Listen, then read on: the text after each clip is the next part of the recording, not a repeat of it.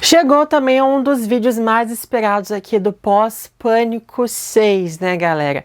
Eu já fiz aqui pra vocês de todos os filmes da franquia, exceto o terceiro, né? Porque a gente não precisa fazer, porque o Roman é quem fez aquilo tudo no filme inteiro, né? Mas aqui, então, depois de assistir o filme 3 vezes, depois também de procurar e ver algumas entrevistas dos próprios diretores, né? Aqui, então, resolvi montar a minha teoria de quem matou quem em Pânico 6?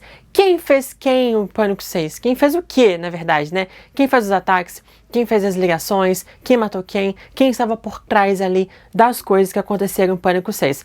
Galera, não preciso nem dizer que esse vídeo tem spoiler, não é verdade? Então, assim, se você já assistiu o vídeo, fiquem tranquilos e podem assistir e continuar aqui. Se você não assistiu o filme, não quer tomar spoiler de quem são os Ghostfaces, então guardem esse vídeo, salvem ele, para quando vocês assistirem o filme, vocês voltam aqui no vídeo, beleza, galera?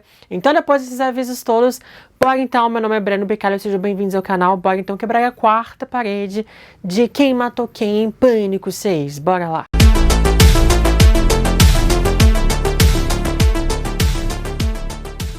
What's your favorite scary movie? Galera, temos 3 Ghostfaces, né, aqui nesse filme. 4 se a gente contar com o Jason, 5 se a gente contar com o Greg, mas enfim, né, os diretores ali também comentaram que não contam tanto assim o Greg e o Jason como Ghostfaces oficiais desse filme, então temos 3 Ghostfaces ali, então pra gente poder analisar quem matou quem fez tal coisa, quem fez ligação, quem fez os ataques. Algumas aqui, com certeza, temos algumas dúvidas, outras temos a grande certeza, tanto mesmo dos próprios Ghostfaces revelarem ali no final que fizeram tal coisa, mas também algumas cenas, uns deles têm alguns álibis, então a gente consegue inferir, criar uma teoria, e como eu disse, baseado também muito ali no que os próprios diretores disseram numa entrevista para Variety, e eles disseram com todas as palavras ali quem são os Ghostfaces em alguns momentos. Então, em relação a isso, galera, nós temos 3 Ghostfaces, né? Ethan, Quinn e o detetive Bailey são revelados ali no final como os Ghostfaces. A primeira coisa que eu tinha imaginado, talvez no filme, né, galera, era simplesmente assim, ok, no final do filme, cada um dos 3 usa uma máscara diferente, né? No final do filme, a Quinn tá usando a máscara do Stu, o Ethan tá usando a máscara da senhora Loomis e o detetive Bailey, né, ele tira a máscara do Billy ali do casaco dele. E ali eu pensei, pô, será então que eles usam essas máscaras nos ataques durante o filme? Ah, então vai ficar fácil de descobrir. Na verdade, não.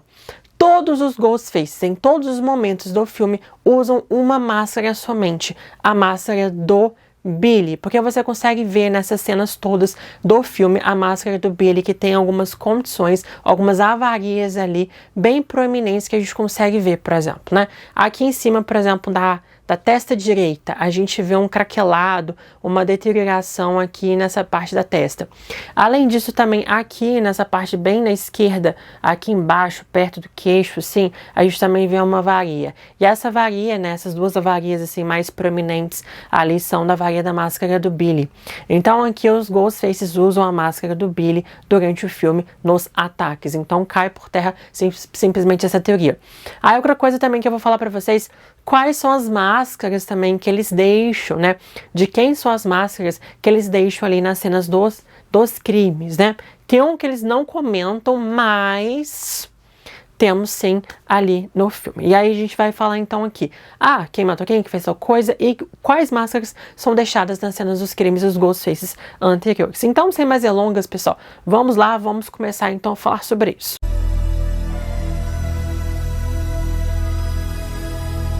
Aqui, galera, obviamente, a ligação e morte da Laura foi o Jason, né? A gente vê ele ligando pra ela, é a voz do Jason ligando pra ela no início, e depois, quando ele mata a Laura, ele simplesmente retira a sua máscara e revela que ele é o Ghostface ali por trás da morte dela. Então, assim, nada realmente aqui surpreendente, né? A gente já sabe quem foi.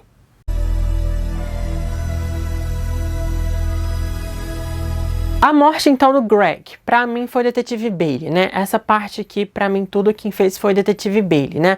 Obviamente, um policial, né, galera, iria lá, né, picotar o corpo todinho de uma pessoa e enfiar dentro de uma geladeira, né?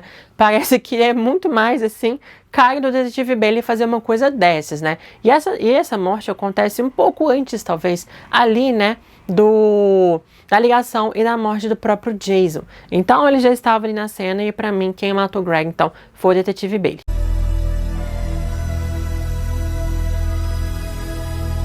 Galera, então aqui, a ligação e a morte do Jason, pra mim foi o detetive Bailey, primeiro, né?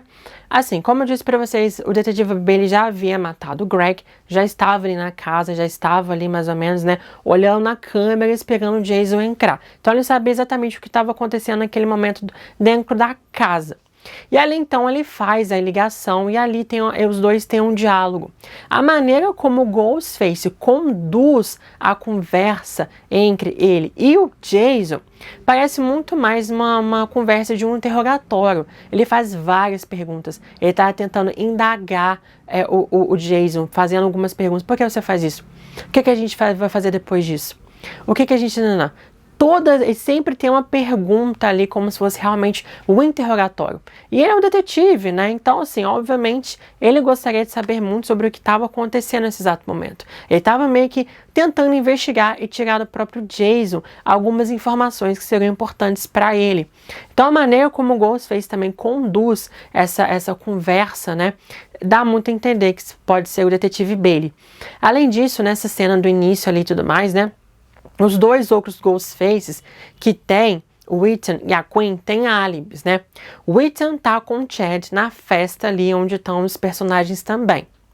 Além disso, né, galera, a Quinn tá no apartamento dela, onde ela mora junto com a Sam e a Tara, e ali ela tem um datezinho ali, né, com ela no apartamento, no meio lá de umas relações sexuais com ele. Então, assim, os dois têm álibi nessa cena. Então, colocaria justamente o detetive Bailey ali como, né, o grande responsável pela morte ali inicial desses dois personagens, o Jason e o Greg.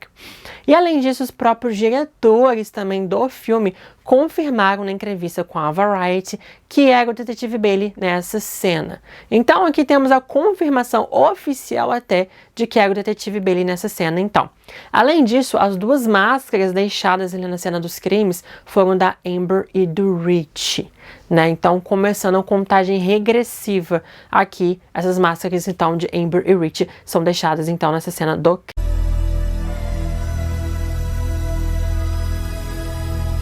Aqui a ligação da Sam e da Tara, justamente assim, depois, né, que elas estão indo até a delegacia ali para encontrar com o detetive para serem interrogadas, porque o próprio detetive Bailey, né, ele falou: vocês têm que ir na delegacia, vocês têm que ir lá serem interrogadas, porque a Sam ali, então, ela é a principal suspeita.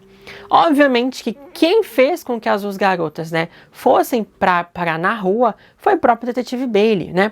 E ali quem fez a ligação também para elas foi o próprio detetive, né? Se a gente consegue ver mais ou menos como ele conduz essa conversa também, num tom bem agressivo entre elas, a maneira como ele explica, principalmente as suas motivações pelas coisas, né, que esse novo Ghostface tá atacando, ele usa, assim, praticamente as mesmas palavras, né? Ele usa muito punir aqui, né? Vamos punir quem fez tal coisa, sabe? Como se fosse um aspecto de vingança, né? Por algo que aconteceu no passado. Então, assim, o jeito que ele fala aqui, né? Nessa cena da ligação, parece muito com as mesmas palavras, o mesmo jeito de explicar as motivações que ele faz no final do filme. O que dá para entender, então, que talvez esse Ghostface que faz a ligação para Sam e Tara nesse momento seja o detetive Bailey, pela questão deles usarem praticamente as mesmas palavras, né, nesse exato momento. Então, para mim, por conta disso, e daqui a pouco também, né, que esse Ghostface que fez a ligação, que atacou elas, também tem a cena do mercado, que eu vou falar para vocês, então, que é uma cena, assim, sequencial nesse exato momento.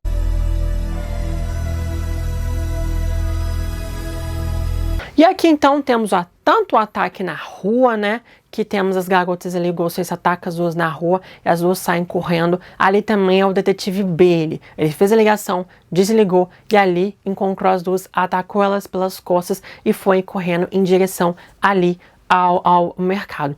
Mas, Breno, como o detetive Bailey estava lá, se a última vez que a gente viu ele estava na cena do crime, mas como é que ele parou lá perto? Não podia ser o Whitney e a Quinn, que já estavam ali na casa da Sam, da Tara, só desceu do prédio e tal. Sim, galera, pode ser realmente. Mais uma das coisas que a gente consegue perceber nesse filme é que os locais, né, os lugares são muito próximos. A gente consegue ver, por exemplo, né, quando a Sam sai do terapeuta e ela anda na rua em direção à sua casa, tem toda uma ambulância, polícia, várias coisas acontecendo ali perto da sua casa. E que esse acontecimento, essa ambulância e tudo, é justamente depois, né, dos ataques e das mortes do Jason e do Greg. Então, talvez a gente consiga inferir que aquela cena que ela vê das ambulâncias e tudo mais, aquela movimentação na rua, que ela vai em direção à casa, pode ser então um apartamento em que o Jason e o Greg foram mortos. Ou seja, pertíssimo da casa dela, né? Beleza. Além disso, né, galera, o Jason também, quando ele vai para o apartamento dele, ele passa perto da festa e a gente sabe que a festa também é perto da casa da Sam. Por quê? Porque a Sam vai até a festa rapidamente ali atrás da Tara, questão de poucos minutos. Ou seja, dava realmente para ele poder sair de um local do outro rapidamente ali e encontrar com elas. Assim, parece que todo aquele local ali das cenas e todos estão bem próximos espacialmente falando. Então, por isso que eu acho assim que o detetive Bailey pode ter saído rapidamente da cena e ido então em direção às garotas, porque a cena do mercado condiz muito com o policial. Por isso que eu falo que ele fez o ataque antes ali de entrar no próprio mercado.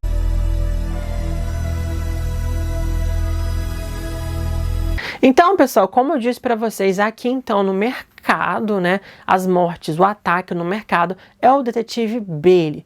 Por quê, né? Porque ali, quando o detetive Bailey entra no mercado, ele tem um tom extremamente mais agressivo. Ele não tem medo do que vai acontecer, porque ele se garante, ele é um policial, ele aprendeu a lutar, ele aprendeu várias coisas, aprendeu até mesmo manusear uma arma. Ele conseguiu desarmar um cara com uma arma, né?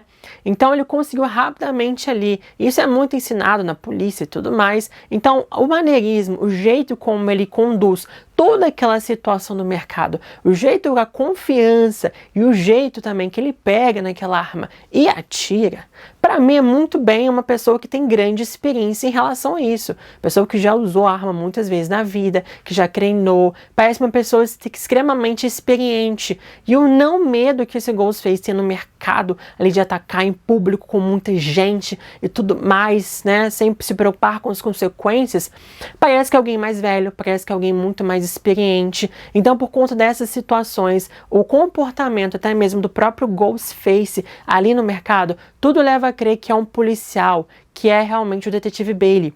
Isso muito antes, né, galera, do filme acontecer.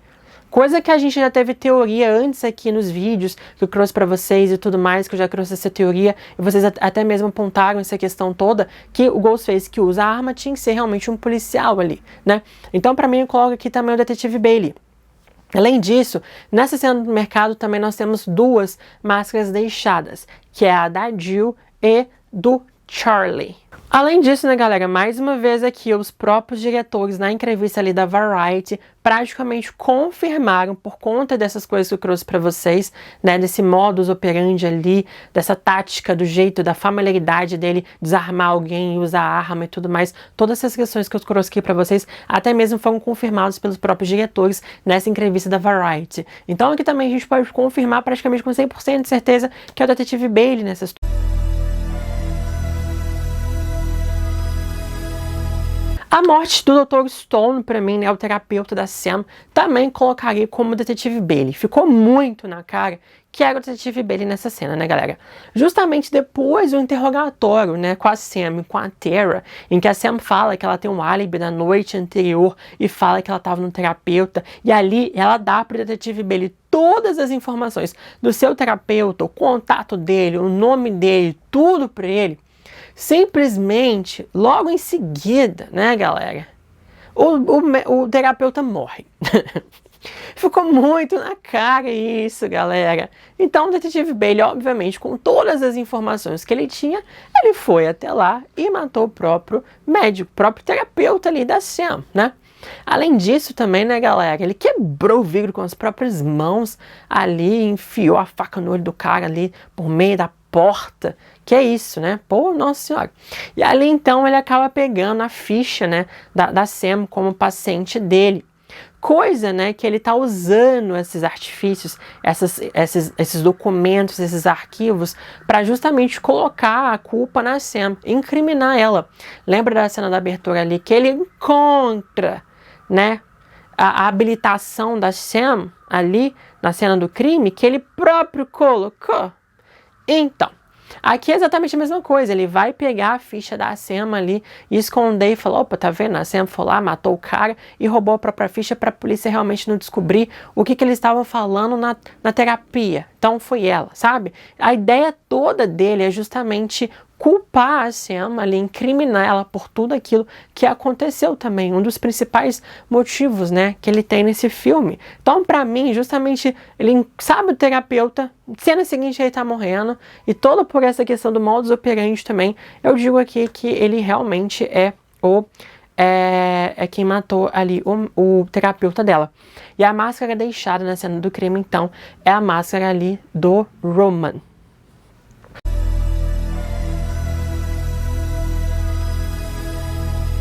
Aqui então, né, começando então com a morte do cara ali da banheira, até todas as circunstâncias na casa, né, eu coloco aqui como o Ethan. O Ethan é quem fez tudo, né?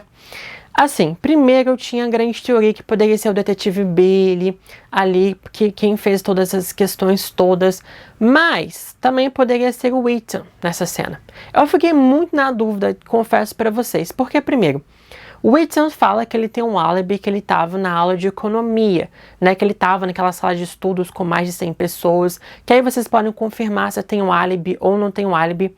E ali, né, quase chegando no final do filme, o próprio Ethan também fala que o álibi dele foi conferido e tá tudo certo. Mas tem toda a questão também do detetive Bailey, que ele também comenta sobre que no final do filme ali também que ele fala: eu tinha que chegar o mais rápido possível, antes de todo mundo, para trocar o corpo da Queen. O que infere, né, pelo menos na minha cabeça, infere que se ele tem que chegar antes de todo mundo para poder trocar os corpos, quer dizer então que ele não estava lá ainda, que ele chegou depois, não é verdade? Então se ele chegou depois, talvez então o Ethan tenha feito tudo ali naquela cena do apartamento da Sam da Tara, todo o ataque, todas as coisas que aconteceram lá. Então, mas tem uma coisa também que os próprios diretores, amém, diretores, obrigado por me salvar dessa vez também. Os próprios diretores disseram, né, na entrevista da Variety, que eles estão na dúvida. Ficaram um pouco na dúvida também se é o Ethan ou se é o detetive Bailey. Mas toda aquela cena foi pensada sendo o Ethan. Que até mesmo o Jack Champion, né, filmou algumas cenas ali, né, dessa parte toda, na roupa do Ghostface. Então, por conta disso, eu vou colocar aí que o Ethan quem fez tudo. Então, quem fez a morte ali, então, né, do cara da banheira foi o Ethan também.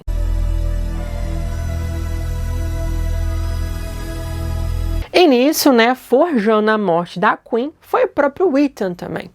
Então, imagina só, por exemplo, se o Ethan, né, não lembro se confirma realmente, mas se o Ethan também faz as aulas de cinema com os garotos, quem sabe essas aulas de cinema e tudo mais não ensinam, às vezes, maquiagem, alguma coisa. Às vezes ali ensinou ele a fazer uma prótese ali, botar um sanguinho na Queen para poder fingir que ela estava morta e tudo mais. Então essa morte da Queen também pode ter sido forjada pelo próprio irmão dela, né? Então faz um pouco de sentido aqui também. Eu colocaria o Ethan na morte da Queen aqui também nessa questão.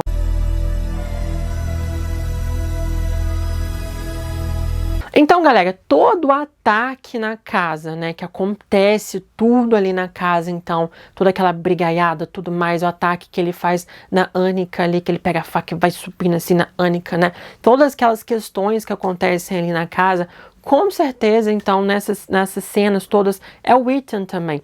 Além disso, né, galera, assim, o Ethan é fácil de entrar ali, porque, obviamente, a Queen deixou ele entrar, né, ele pegou aquelas facas todas, escondeu também, né, então ele meio junto com a Queen foi meio arquitetando todas as questões que estavam lá. E uma coisa bastante interessante, que antes do ataque da Queen, ali da morte dela, que esqueci de falar aqui, é que parece que a Queen estava falando no telefone com o pai dela. Mas por que ela ia fingir estar falando no telefone com o pai dela se não tem ninguém perto para ver ela fingindo?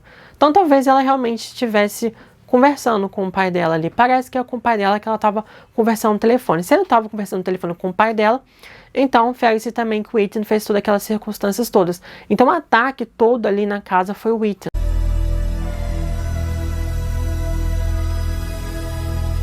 E nisso, então, a gente tem a morte da Annika. Pra mim, a melhor morte do filme, com toda certeza. Cheia de tensão ali, né? Suspense. Realmente uma cena também emocionante, né? Ali a cena da Annika, né? Então, pra mim, né? Por conta dessas circunstâncias todas, o Ethan também matou a própria Annika aqui, nessa parte do filme, né? Todos esses argumentos que eu trouxe para vocês anteriormente se aplicam nessa cena toda até simplesmente chegar no clímax dessa cena, que é a morte da Annika, que foi o Ethan quem fez isso tudo, né? Então aqui, pessoal, não é comentado, mas a questão toda, galera, é que a máscara deixada, né, nessa cena do crime é a máscara do Mickey. Não é falada, mas o detetive Bailey parece que tem uma máscara na mão dele, mas ele não fala qual máscara que é. Mas a gente sabe que tem uma máscara lá, mas não sabemos qual máscara que é.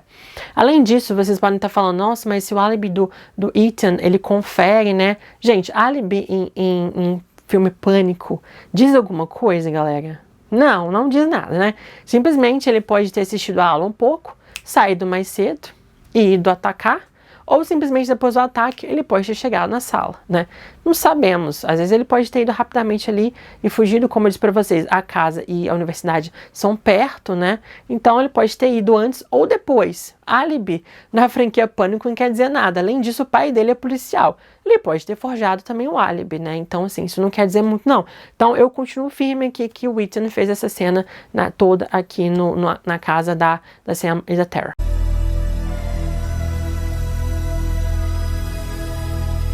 Ligação da Gale foi a Quinn. A gente nem precisa pensar em nada em relação a isso. A ligação foi a Quinn. A própria menina, né, a própria Quinn, falou no final do filme que ela mesma atacou a Gale, né? Então tá tudo certo. Mas, como, né? Se não tivesse revelado que era a Quinn, era óbvio que era a Quinn nessa cena. Óbvio, óbvio, óbvio, né? Primeiro, o Ethan e o detetive Bailey estavam ali na cena do Central Park, no parque ali, né? Fazendo toda aquela cena toda, né? Para o Ghostface ligar para elas e para localizarem onde ele estava. O Ethan estava ali, né? No carro, junto, né? Uma van ali, né? Junto com a Mindy, Chad e a Kirby. E o detetive Bailey estava ali no parque naquele exato momento, né? Olhando para Sam e para Tara ali, dando uma assistência às duas. Então, nesse exato momento, quem sobrou para fazer tudo? A própria Quinn, porque quando a Kirby, ela localiza, ela rastreia a ligação, o telefone, né, que ligou para Sam e para Tara como o Ghostface já estava dentro do apartamento da própria Gale. Então, obviamente, seria a própria Quinn. Além disso, galera, toda a conversa que a Quinn tem com a Gale indica que é a Quinn. Por quê? Primeiro, a Quinn fala, né? Você sabia que os personagens legado, né? Que os protagonistas hoje em dia são descartáveis, Gale? Tipo, da onde que ela viu isso? Da boca da Mindy. A Mindy fez aquele monólogo todo antes, simplesmente falando que os personagens principais, os personagens legados, são todos descartáveis. Ela simplesmente ouviu e ali falou na cara da Gale sobre isso. Ela teve essa informação vinda da própria Mindy. Ela estava nessa cena do monólogo dela. Então ela ouviu e jogou na cara. Outra coisa, né? E ali quando ela... Vamos deixar aqui. Pula um pouquinho.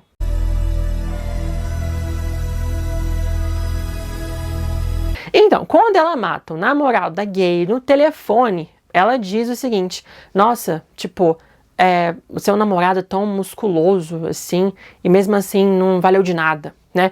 Gente, a Quinn aqui, ela gosta, né? Gosta da coisa. Então, assim, ela repara nisso nos caras, né? Ela fica de olho no Danny ali, quando ele tá sem camisa, perto da casa da Sam, fala, nossa... gato gostoso, né, e tal. Ela obviamente reparou que o cara é forte e musculoso, né? Então, assim, dá pra ver que ela conversa ali pelo jeito, né, como o Ghostface fala, as informações, né? Dá muito a entender que é a própria Quinn, né?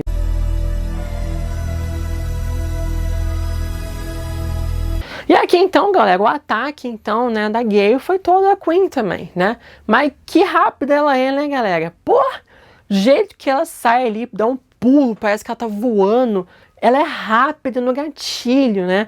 A Gale lutando contra ela é simplesmente fantástico, né? Essa cena é muito, muito boa. E aqui, obviamente, né, galera, é a Queen, né? Como não morreu ninguém, não temos nenhuma máscara, né? Mas, enfim, foi a Queen que fez isso tudo.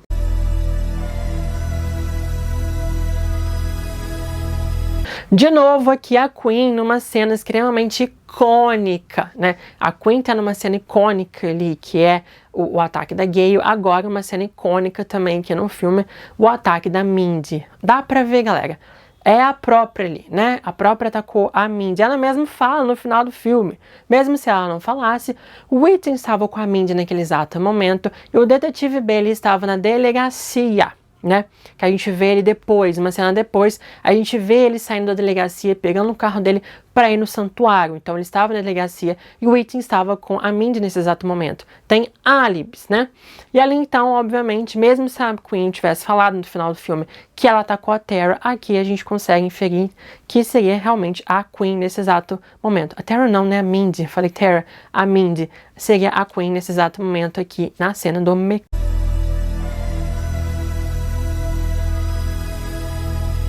Aqui temos no santuário, então, antes de tudo acontecer ali, um ataque em off-screen, né, da Kirby. A Kirby é atacada e escondida em algum lugar. Quem fez esse ataque da Kirby foi a própria Queen. Lembrando, né, depois que ela atacou a Mindy no metrô, ela, ó, saiu disparada até o santuário.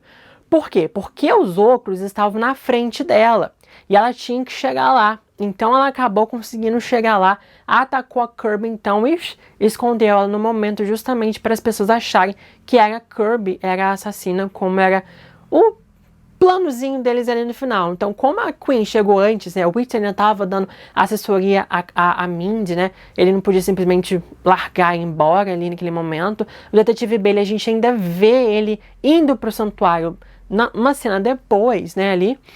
Então, sobrou a Queen, exatamente, que ela chegou, a primeira a chegar nesse exato momento ali no santuário, né.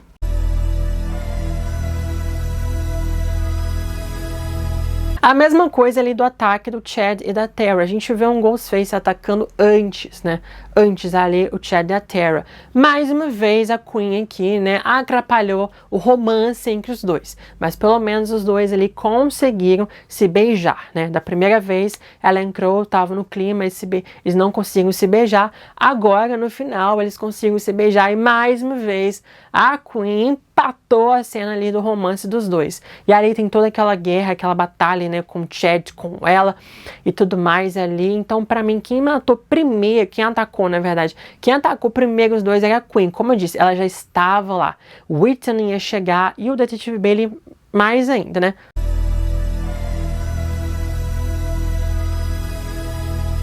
Ataque do Chad, obviamente, foram dois Ghostfaces. Ethan e Queen, obviamente foram os dois, né? Porque quando o detetive Bailey chega na cena, ele não tá com a roupa do Ghostface. E ali os dois estão com a roupa do Ghostface, né? Então, obviamente, foram o Ethan e a Queen que atacaram o Chad. Gente, mas que cena fantástica, fantástica. Nunca aconteceu isso antes de dois Ghostface atacarem uma pessoa ali no filme da franquia Pânico, né? Que ataque brutal, que ataque simplesmente fantástico ali. Gente, os dois na sincronia, assim, limpando a faca, foi perfeita. Seria mais perfeita e icônica se o Chad tivesse morrido, né? Mas, enfim. Mas é uma cena muito boa, realmente. Então, claro, né? Ethan e Queen nessa cena. E ali, então, foi a última coisa que aconteceu realmente no filme, né, galera? E aqui as três últimas máscaras são justamente, né, a Queen usando a máscara do Stu, o Ethan usando a máscara da Senhora Loomis e o próprio detetive Bailey também surgindo com a máscara do Billy ali no final do filme. E aqui então tudo se encerra, nós temos as 9 máscaras, nós temos todos os ataques, todas as ligações, nós temos tudo o que aconteceu então. Então aqui, como sempre, eu coloco aqui para vocês, né, o nosso final aqui, nossa conclusão aqui, mostrando quem matou quem e tudo mais nesse filme, né, e tudo mais. Mas enfim, galera, esse aqui então foi o vídeo. Vocês esperaram tanto por esse vídeo, comentaram bastante. Breno, você vai ter de 6, Breno vai ter de 6, Breno, você vai fazer, você vai fazer, você vai fazer. Finalmente chegou, galera, está aqui o vídeo pra vocês. Espero que vocês tenham gostado. E obviamente também comentem o que vocês acham sobre isso, né? Alguns momentos ali a gente tem confirmação dos próprios diretores, mas o que a gente não tem confirmação, por exemplo, quais são as teorias de vocês. Lembrando, obviamente, respeitando aqui, galera, né? Então é isso, pessoal. Muito obrigado por terem ficado até aqui. Espero que realmente vocês tenham gostado. E a gente encerrou então, galera. Então assista também. Vou deixar uma playlist para vocês aqui também. De todos os vídeos que eu fiz Quem Matou Quem, para vocês também assistirem dos vídeos anteriores, né, dos filmes anteriores também, se vocês não viram ainda, vocês assistirem também, acho interessante, né. Então é isso, galera, espero que vocês tenham gostado desse vídeo. Sim, foi um pouco difícil montar alguns quebra-cabeças, mas no final deu tudo certo. Dê um like então se vocês gostaram, se inscrevam no canal se vocês não são inscritos, né. Aqui estamos no nosso pós-Pânico 6, ainda continuando com muitas coisas da franquia Pânico. Além disso, né, pessoal, nesse final de semana nós temos os 2 últimos episódios de Sequências Perdidas de Pânico, falando sobre o roteiro de Pânico 5 original e também falando sobre a 3ª e a 4ª temporadas daquela série de televisão Pânico também, o que aconteceria se tivesse realmente rolado. Então se inscreva para não perderem esses vídeos e também ative o sininho para vocês não perderem futuros conteúdos aqui do canal. Muito obrigada, pessoal, então até os próximos vídeos.